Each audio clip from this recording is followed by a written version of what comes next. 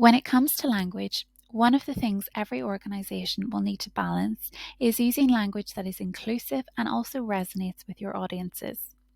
In the world of social impact investment, audiences may often include different types of investors, high net worth individuals, policymakers, local infrastructure organisations, experts from many different sectors, and other stakeholders. Many of these audiences will be used to using different terminology to that of people and communities.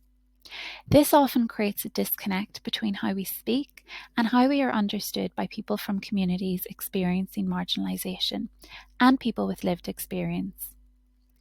A good equity, diversity and inclusion approach and strategy should also address an organisation's stance and approach to language.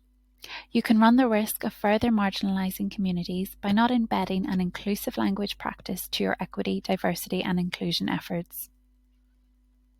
In this video, we're looking at how to use inclusive language both to enhance a respectful and welcoming workplace and to ensure that as a sector, social impact investors can be respectful and mindful of people who experience the social challenges that often their investments are trying to tackle. So what is inclusive language? Inclusive language refers to vocabulary choices that promote respect, dignity, and belonging for all individuals, regardless of their background, identity, or characteristics. It involves using vocabulary that is sensitive to diverse perspectives and experiences and avoids perpetuating stereotypes, biases, or marginalisation. Before embedding inclusive language into your EDI practice, it's important to understand these guiding principles for building your inclusive language practice. Respect for diversity.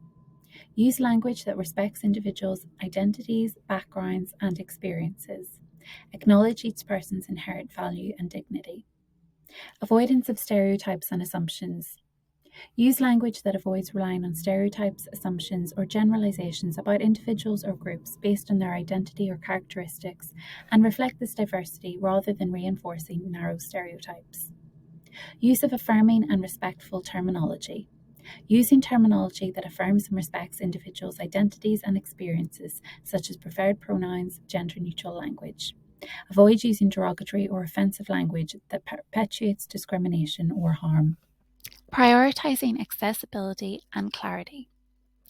Ensure that communication is understandable and inclusive for all individuals, including those with diverse linguistic backgrounds, cognitive or sensory impairments.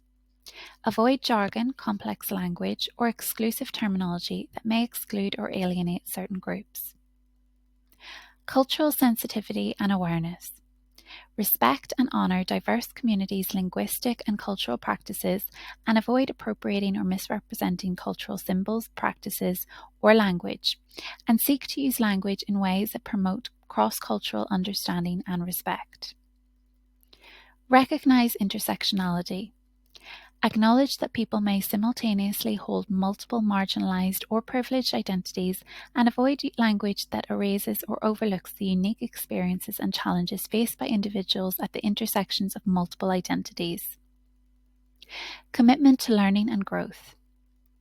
Recognise that language evolves over time and that individuals may have different preferences or perspectives regarding the language used. Actively listen to feedback, engage in dialogue, and adapt language choices to promote inclusivity and respect. These principles are essential to developing the practice of using inclusive language within the workplace.